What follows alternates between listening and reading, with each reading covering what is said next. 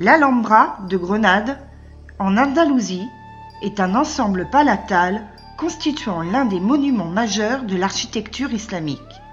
Acropole médiévale la plus majestueuse du monde méditerranéen, située sur le plateau de Sabika qui domine la ville, elle se compose essentiellement de 4 parties incluses dans une enceinte fortifiée: l'Alcazaba, les palais des Nasrides, le Généralife, ses jardins et le palais de Charles Quint.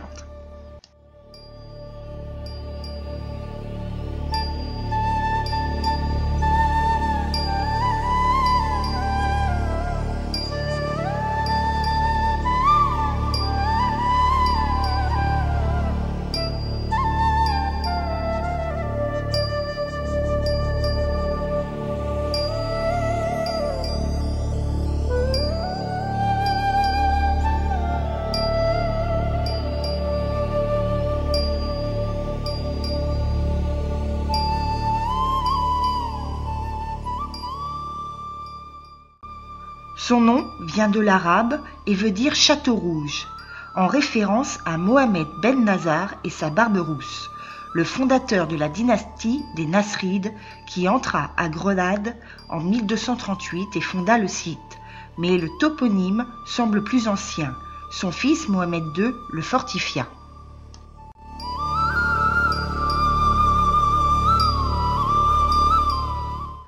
Le Généralife. C'était le palais d'été des princes Nasrides. Ils venaient s'y rafraîchir dans les ombrages, près des bassins d'eau. Le Généralife est situé hors des murs d'enceinte, sur l'autre versant du plateau principal. Ce palais est très connu en Espagne et plusieurs poèmes ont été écrits sur ce sujet. Le nom est dérivé de l'arabe Jannat al-Arif, signifiant paradis ou jardin de l'architecte.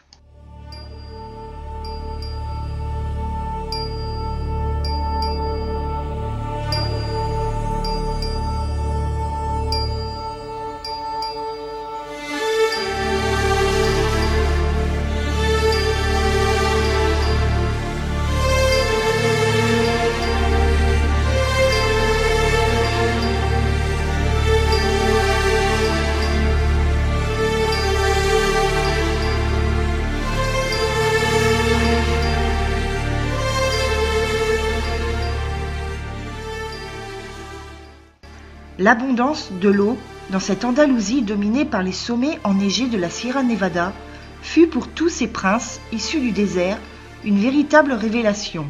L'Alhambra et les jardins du Généralife sont les symboles les plus forts de cette domestication de l'eau qui rafraîchissait chaque cour et jardin.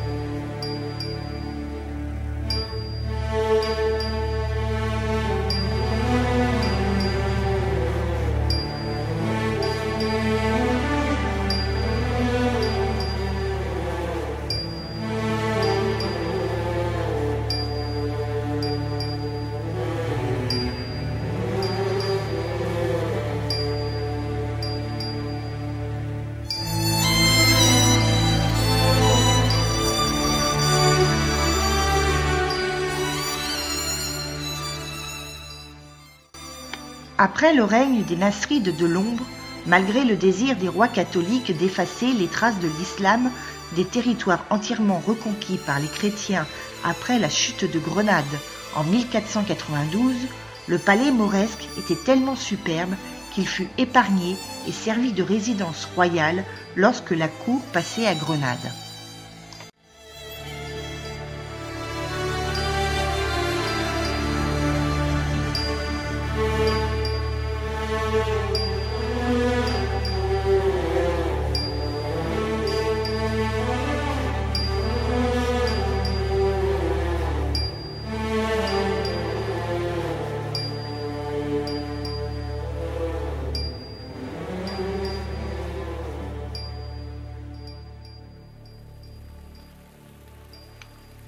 Les jardins sont à présent entretenus grâce au Patronato de la Alhambra qui gère l'ensemble du monument et permet la visite à 7000 personnes par jour.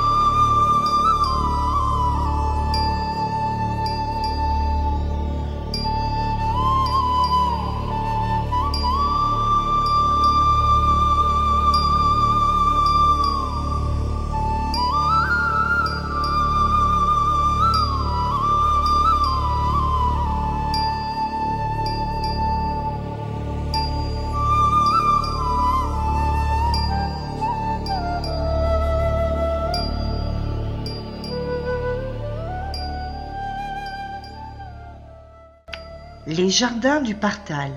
Ces jardins sont situés dans l'enceinte de l'Alhambra.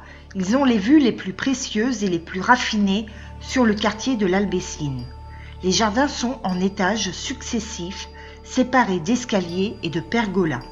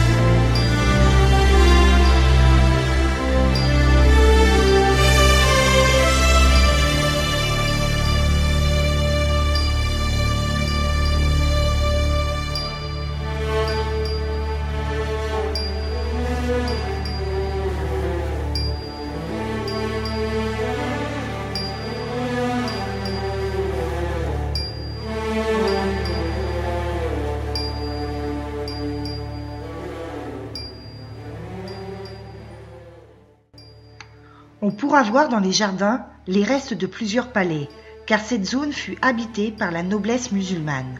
Le plus important d'eux fut le palais de Youssouf III, qui ressemblait au palais des Comars. Il fut détruit au XVIIIe siècle, mais selon les récits, il s'agissait du plus beau des palais de l'Alhambra.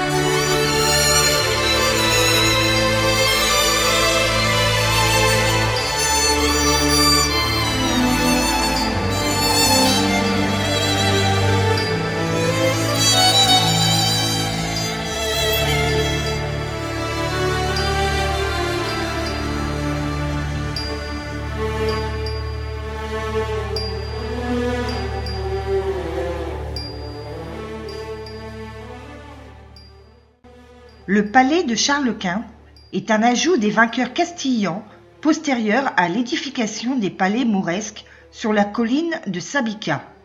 Il est adossé au palais Nasrid. Sa fonction symbolique est directement de signifier la mainmise du pouvoir de l'empereur sur ces terres conquises lors de la génération des rois catholiques qui l'ont précédé. C'est un bâtiment de style Renaissance, situé sur la colline de l'Alhambra. Il s'agit d'une commande de l'empereur qui voulait y établir sa résidence grenadine. Déjà, les rois catholiques y avaient réalisé quelques salles, mais les intentions de Charles Quint étaient d'y avoir une résidence permanente à la mesure de son rang.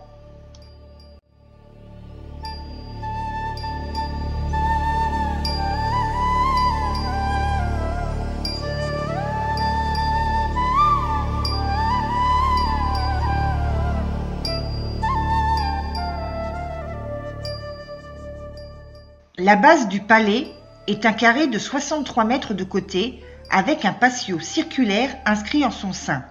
Cette disposition, le principal signe de maniériste du palais, est sans précédent dans l'architecture de la Renaissance et place le bâtiment dans l'avant-garde artistique de son époque.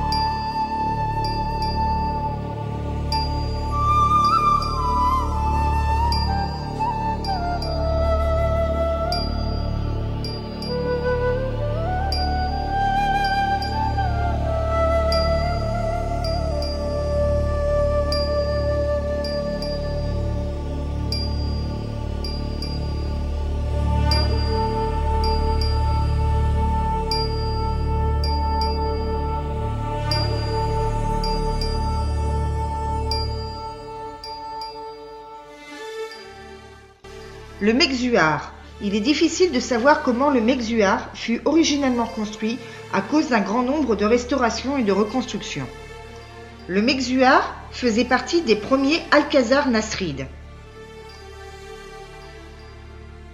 Suite à une explosion en 1590, la seule partie qui reste de l'ensemble de pièces situées à côté de la tour de Muhammad I est la nef principale, c'est-à-dire ce que nous appelons aujourd'hui le Mexuar.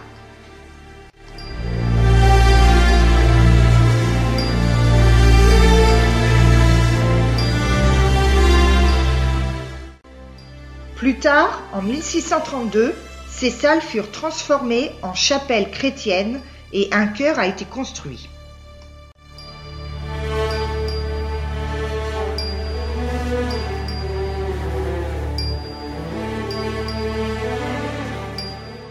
Les mosaïques azuleros. Les Arabes furent d'excellents créateurs de mosaïques géométriques. Comme leur religion les empêchait de dessiner des personnes ou des animaux, leur créativité s'est tournée vers la calligraphie et les dessins géométriques dans lesquels ils ont atteint des sommets de beauté et de complexité difficilement surmontables.